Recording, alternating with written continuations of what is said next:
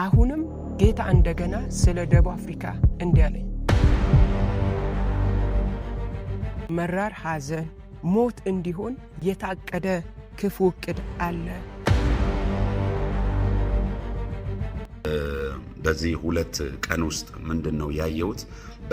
በጣም ይሄ ጥቁር የሆነ ደመና፣ በጣም የሚያስፈራ ደመና፣ በረዶ መብረቅ የቀላቀለ ጥቁር ደመና ምድሪቱ ላይ እንደዛ አቅላልቶ አየሁ።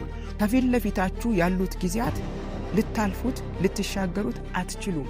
ይሄ መልእክት የደረሳችሁ ይህንን መልእክት የሰማችሁ ሁላችሁ ሌሎችም ይህንን መልእክት ሰምተው እንዲጸልዩ ሼር አድርጉላችሁ፣ አድርሱላችሁ። ሰላም ለእናንተ ይሁን ውድ የዚህ ቻናል ቤተሰቦች፣ ሰላማችሁ ይብዛ እንላለን። ዛሬም እንደተለመደው በአዲስ ርዕስና ትንቢታዊ መልእክት ወደ እናንተ መጥተናል። ይኸውም ነቢያቶቹ አጥብቀው ስለ ደቡብ አፍሪካ አስቸኳይ መልእክት አስተላልፈዋል። ነቢይ ሜሮን ድንበሩና ሐዋርያዊ ዲዲያ ጳውሎስ በደቡብ አፍሪካ ላሉ ኢትዮጵያኖችና ኤርትራውያን ትንቢታዊ መልእክት በሶሻል ሚዲያቸው አጋርተው ነበር። በድጋሚ አጥብቃችሁ ጸልዩ። መራር ሐዘንና ሞት እንዲሆን የታቀደ ክፉ ዕቅድ አለ። ከፊት ለፊታችሁ ያሉትን ጊዜያት በራሳችሁ ልታልፉት አትችሉም። ጸልዩ የሚል አስቸኳይ መልእክት ለደቡብ አፍሪካ ላላችሁ ተላልፏል። ነቢያቶቹ ያስተላለፉትን ሙሉን መልእክት ከዚህ ቪዲዮ ያገኙታል እያልን ለዚህ ቻናል አዲስ ከሆኑ እንዲህ አይነት ሀገራዊና ዓለም አቀፋዊ ትንቢታዊ መልእክት በየቀኑ እንዲደርሰው ሰብስክራይብ በማድረግ ቤተሰቡን እያልን ቀጥታ ወደ መልእክቱ እንሄዳለን። በዚህ አጋጣሚ መልእክቱን ከጨረሱ በኋላ ላይክ ማድረጉንና ለሌሎች ሼር ማድረጉን አይርሱ። ሰላም ለእናንተ ይሁን። ይህንን ሚዲያ የምትከታተል ሁላችሁም የክርስቶስ ኢየሱስ ሰላምና ጸጋ ይብዛላችሁ። ዛሬ ወደ እናንተ ብቅ ያልኩት ጌታ በተናገረኝ አስቸኳይ መልእክት ነው። እርሱም ስለ ደቡብ አፍሪካ ነው። እንደምታውቁት ከዚህ ቀደም አንዱንም ዓመት ሙሉ እግዚአብሔር በተደጋጋሚ ጊዜ እየተናገረን ቆይቷል። በተለይ በደቡብ አፍሪካ ያላችሁ በርካታ ሰዎች ከእግዚአብሔር ዘንድ የተቀበልኩትን መልእክት ሰምታችኋል። ሁልጊዜም እንድንጸልይ እግዚአብሔር ላለፉት 1 ዓመታት ከ6 ጊዜ በላይ የሰጠኝን መልእክት ወደዚህ ሚዲያ መጥቼ ተናግሬያለሁ። አሁንም በኢትዮጵያ ዘመን አቆጣጠር 2018 ሐምሌ 1 ላይ ጌታ እንደገና ስለ ደቡብ አፍሪካ እንዲህ አለኝ። የተናገረኝን መልእክት በጽሑፍ ይዤላችሁ መጥቻለሁ። አሁንም በደቡብ አፍሪካ ምድር ላይ መራር ሐዘን እንዲሆን፣ ሞት እንዲሆን የታቀደ ክፉ ዕቅድ አለ አለኝ። ይህንን ከተናገረኝ በኋላ እንዲህ አለኝ። ከፊት ለፊታችሁ ያሉት ጊዜያት በራሳችሁ መንገድ በራሳችሁ ፍቃድ ልታልፉት ልትሻገሩት አትችሉም። ስለዚህ አለኝ እኔ ጣልቃ ገብቼ አድናችሁ ዘንድ እኔን ስሙኝ። በፍጹም ልባችሁ በፍጹም ሐሳባችሁ ወደ እኔ ወደ ፍቃዴ ወደ መንገዴ ተመለሱ። በአንድ ልብ በአንድ ሐሳብ አንድ ሆናችሁ ፊቴን ፈልጉ። ወደ እኔ ብትመለሱ ከዚህ በፊት ከታቀደባችሁ ክፉ ዕቅድ የሕዝቤን ጩኸት ሰምቼ እንደታደግኳችሁ አሁንም ጣልቃ ገብቼ አድናቸዋለሁ፣ እታደጋቸዋለሁ። ሕዝቤ ሆይ እኔን ስሙኝ፣ ወደ እኔ በአንድነት ተመለሱ ብለሽ ንገሪ አለኝ።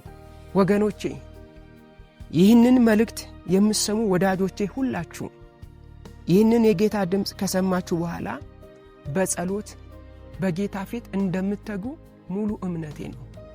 እኛም ባለንበት ስለ እናንተ በጸሎት እንተጋለን።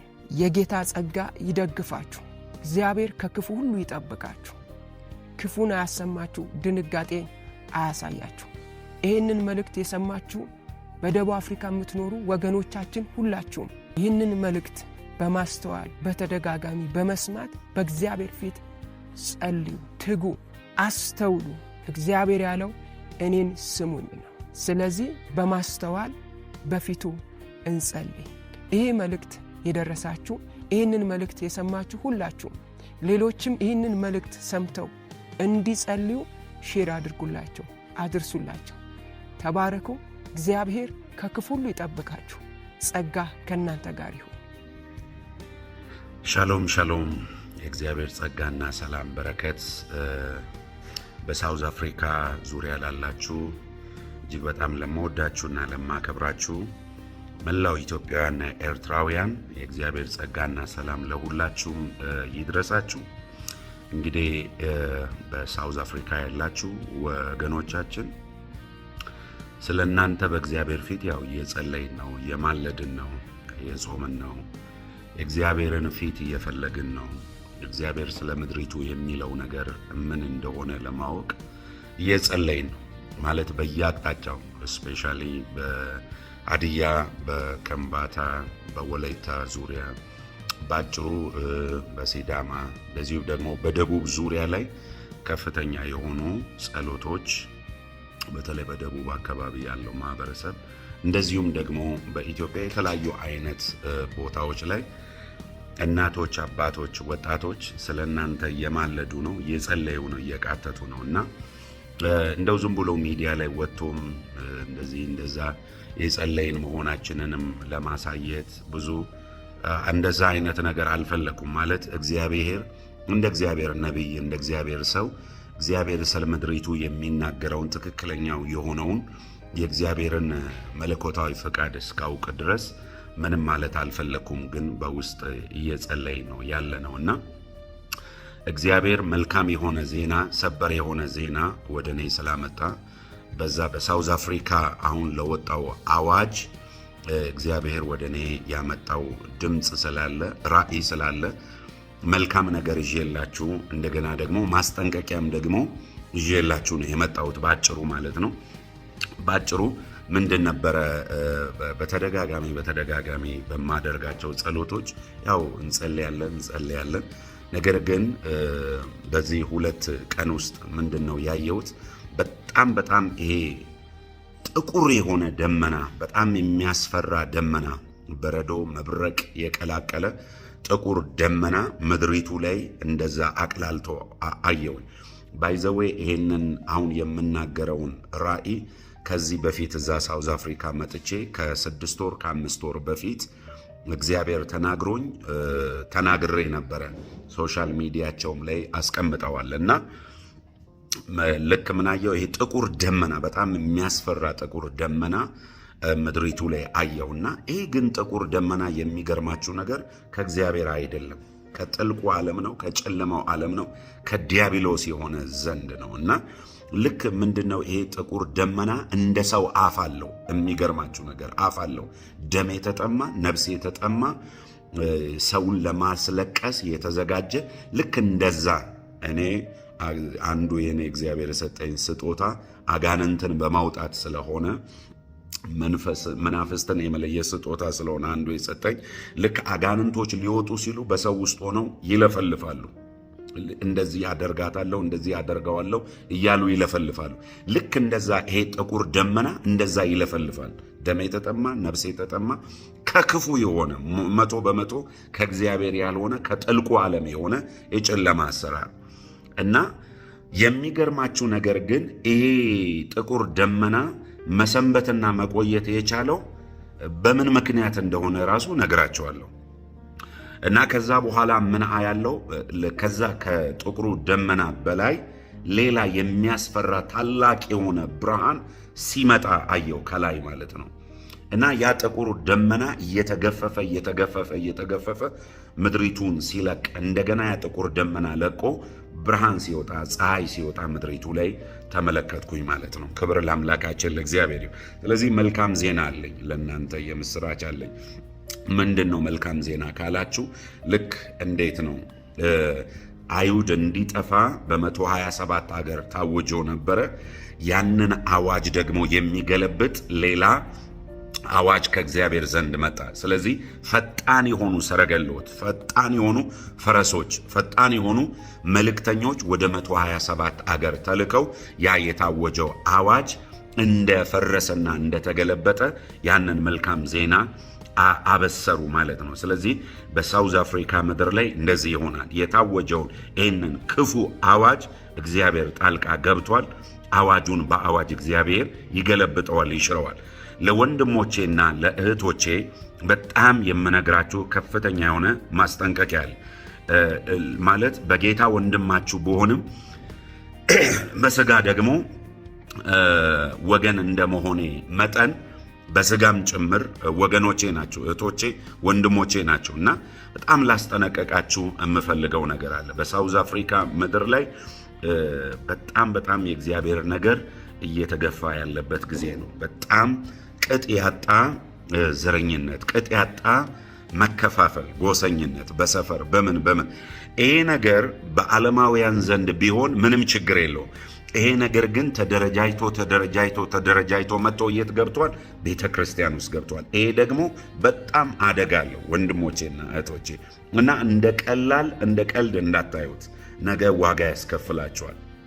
ስለዚህ የክርስቶስ ቤተ ክርስቲያን ክርስቶስ ኢየሱስ በደሙ የዋጃት ቤተ ክርስቲያን በዚህ ደረጃ በአገልጋዮች መካከል ያለው መከፋፈል እጅግ የሚያስፈራና የሚዘገንን ነው። አገልጋዮች ደግሞ በሕዝቡ ውስጥ ለገባው ለዚህ አይነት መከፋፈል ተጠያቂ እንደምትሆኑ እንዳትረሱ። ውስጡን እናንተ የምታደርጉትን ነገር እግዚአብሔር ያያል። በተለይ መንፈሳዊ አይናችሁ ተከፍቶ በውስጥ ያለውን መከፋፈል ብታዩ እግዚአብሔር እንዴት እንደሚጸየፈው ብታዩ ልነግራችሁ አልችልም። አንደኛው ይሄን ከእንደዚያ አይነት ነገር እንድትቆጠቡ አሳስባቸዋለሁ። ሌላው ሁለተኛው ደግሞ መጽሐፍ ቅዱስ ምን ይላል?